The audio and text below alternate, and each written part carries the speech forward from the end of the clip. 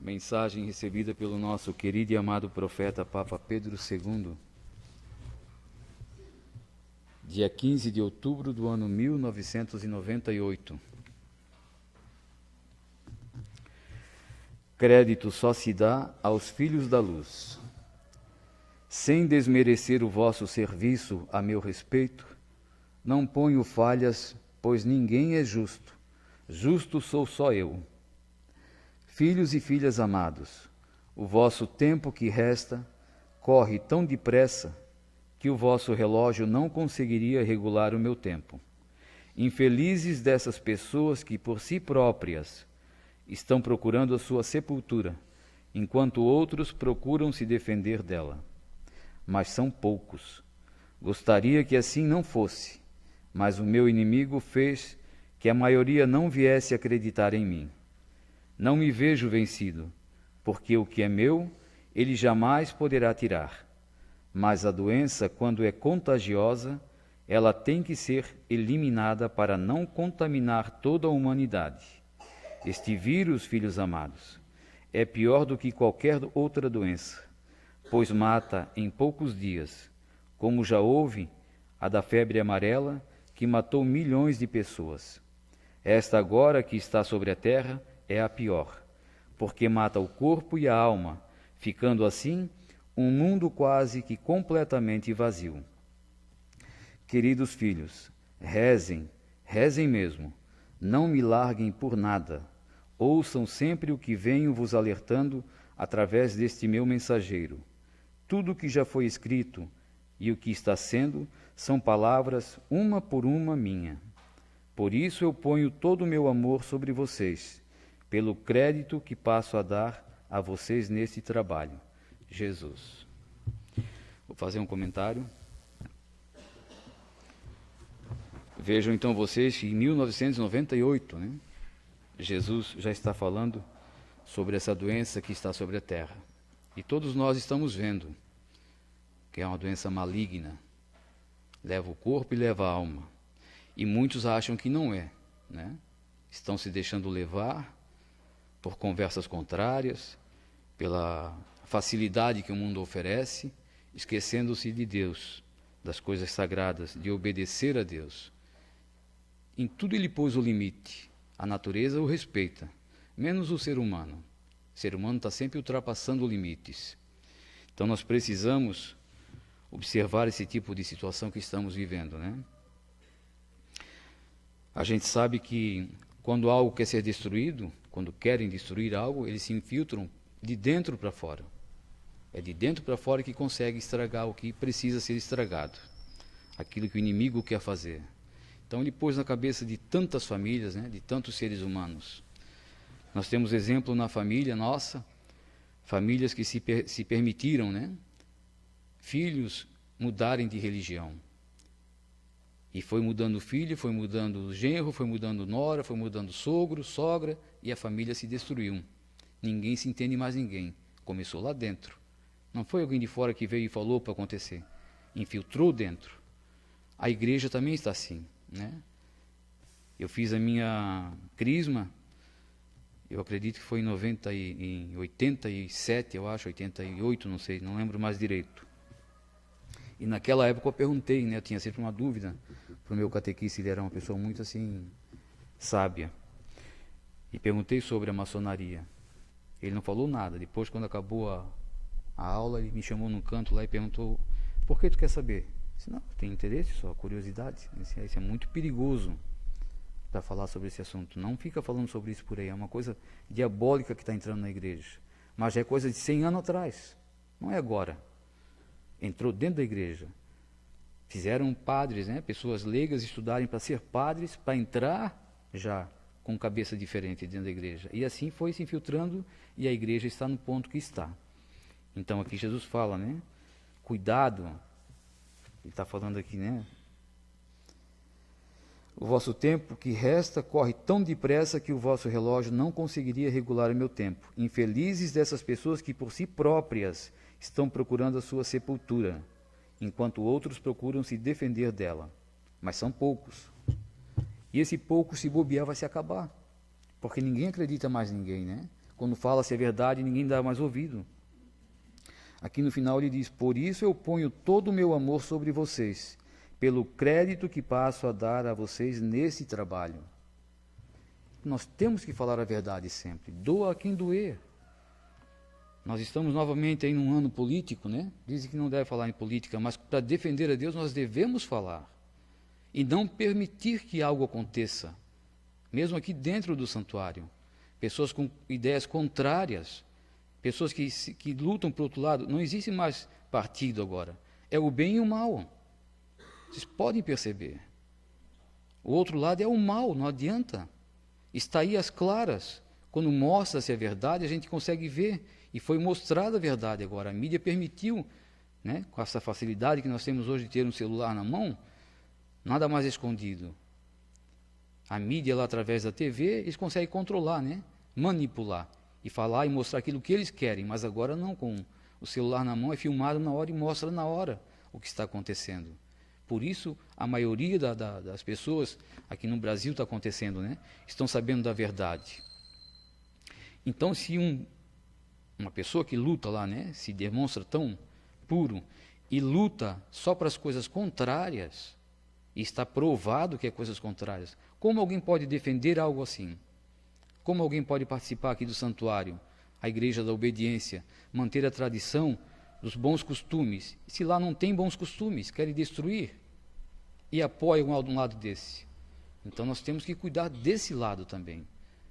Não pode estar aqui dentro do santuário alguém que age ou defende o outro lado, o lado da maldade. Ou muda, ou aqui não pode ficar. Tem que ser dessa forma. Não adianta se mostrar bonzinho de um lado e do outro lado é um lobo com pele de cordeiro. Né? A igreja foi destruída dessa forma, entrou lá dentro. E aqui, se nós não cuidarmos, vai ser destruído também. Porque são formadores de opiniões. E a gente não pode permitir esse tipo de coisa acontecer. Por isso que nos tratam de radicais. Não é radicalismo, não. É lutar pela verdade. Jesus fala em outras mensagens: se afaste desse tipo de gente. Não ande junto com eles. Jesus não sabe o que está falando? Jesus tem maldade? Não. Ele fala porque justamente ele sabe que o inimigo dele também tem força e consegue iludir as pessoas. As pessoas se deixam levar por conversa mole, né? Um pouquinho de açúcar na boca, já todo mundo cai na conversa. E não é assim. Se a pessoa não muda, todos têm o direito de mudar. Todos têm o direito de misericórdia, de perdão, todos. Não tem ninguém nesse mundo que não podemos dizer assim, não, tu eu não perdoo. Mas a pessoa precisa estar pedindo perdão, né? A pessoa precisa mudar de atitude. Então, sejamos todos nós firmes desse lado, né? Não precisa ficar sempre um, dois só defendendo, não. Todos nós que estamos enxergando o erro, nós temos que falar e defender esse santuário, essa casa de Deus. Não dá para infiltrar. Tem mensagem, eu procurei muito ontem, não achei, que fala sobre o comunismo. E tem pessoas dizendo que o comunismo ainda tem algo bom. Não tem. Não tem nada de bom. Se Jesus está falando que não tem, não tem. Ele diz: quando eu voltar, em quem eu vou encontrar a fé? Porque se deixam levar. Ele fala: se deixasse o tempo correr um pouquinho mais, ninguém escaparia. Até os meus escolhidos seriam confundidos. Então por que acontece isso? Porque nós somos fracos. Mas está aqui o manual, ele diz: está aqui na mão de vocês, eu dei na mão de vocês. Quando a gente vai tomar um remédio, não se lê a bula primeiro, para saber se o remédio faz bem ou mal? Então leiam as mensagens, se fortifiquem nelas. Tem a Sagrada Escritura e tem essas mensagens. São 4.708 mensagens, não é em vão isso, gente. Né? É mais de 1 milhão de palavras. Não se deixem iludir por conversas contrárias. Nós precisamos acreditar, se Jesus falou que é. Ele não vai voltar atrás, não vai ser tirado um tio da palavra dele. Como que vai tirar uma conversa toda numa mensagem? Ah, mas não é bem assim, é de outra forma. Jesus é misericordioso, ele é, mas já está mais do que claro isso para nós, né? Ele é misericordioso com quem procura a misericórdia dele. Ele perdoa com quem procura o perdão. Não adianta deixar a pessoa ali, um irmão, fazendo algo errado, mas não faz mal, Deus perdoa e continua no erro. Né? Todos usam aquela parábola lá, aquela passagem de Madalena, né? Mas Jesus perdoou ela. O bom ladrão ele perdoou, mas o mau ladrão ele não perdoou, porque não queria o perdão. Na outra mensagem ele fala de Judas. Ele ainda não tinha condenado enquanto ele não se condenou por si próprio. E aqui está falando, a pessoa procura caminhar errado. Né? Então nós temos vários. Fala-se do filho pródigo. Jesus, o pai perdoou, é exemplo que Jesus está dando. Perdoou por quê? Porque ele foi lá pedir perdão. Foi buscar o perdão. Então Deus dá o livre-arbítrio para todos nós. Mas enquanto nós não nos arrependermos e buscar esse perdão, nós não vamos ganhar o perdão. E não adianta dizer assim, eu sou bonzinho, eu não sou melhor que Deus. Não adianta dizer assim, temos que aceitar a diversidade. Por quê? Se Jesus condena, por que eu tenho que aceitar? Estou sendo conivente com o erro. Pessoas que mudam de sexo, por que eu tenho que concordar com isso? Se Deus abomina. Ele diz, nada disso vai acontecer na minha frente, nenhum mau vestido vai entrar na minha frente. E tem pessoas que dizem, mas lá, certas pessoas que se diziam videntes também, usavam, né? Mulheres usando calça, pessoas andando de bermuda, mas por que Deus não chamava atenção lá? Eles sabiam também, está na Bíblia. Então é mau exemplo, né? Como pode aqui para o profeta ele falar que não vai passar por ele, vai ter que passar por Nossa Senhora, ela não admite. E outros dizem que pode acontecer. Nós temos que ter esse discernimento. Então lá estava errado. Jesus fala, né? O profeta falava, as mensagens eram recebidas em frente ao sacrário, de joelhos. Depois, um tempo que ele estava cansado, ele já era sentado, mas sempre de joelhos. E o inimigo não estava ali passando às vezes mensagem para ele também? Só que era tão sagrado o que ele fazia, que ele tinha esse discernimento, né? Antes de publicar a mensagem, ele deixava em cima da Sagrada Escritura e perguntava novamente se podia publicar ou não. E algumas não pôde ser publicada. Nem nós tivemos conhecimento, ele botava fogo. E essas pessoas que publicam, com certeza esses erros é o inimigo que passou, porque ele está aí para confundir a cabeça das pessoas, né? Se ele teve a petulância de provocar Jesus, de oferecer para ele o reino se ele se prostrasse aos pés dele, agora nós, imagina nós. Então nós temos que ter esse discernimento, essa certeza que essas mensagens, a fé é sim, certeza, não precisa questionar. Jesus fala, feliz daquele que vê sem crer. Nós temos que acreditar que essa mensagem é a palavra de Deus? É. Existe erro? Não existe. Padre Romulo falava, se existe uma mensagem errada, todas são erradas. Padre Romulo, um padre de 60 anos, pôs todo o crédito em cima dessas mensagens também. Toda a sua biografia, vamos dizer assim, né? Um homem, vamos dizer lá, condecorado como sacerdote. E por fim, tudo que ele falava era referente às mensagens, né? Acreditou tanto no final, no profeta, que até para ir para o hospital, se o profeta dissesse para ele, não morre, aí ele morria ali. Só foi porque o profeta disse, não, o senhor tem que ir para o hospital, aí ele foi. Nós temos que ser assim, acreditar, senão a nossa fé ela é falha, né?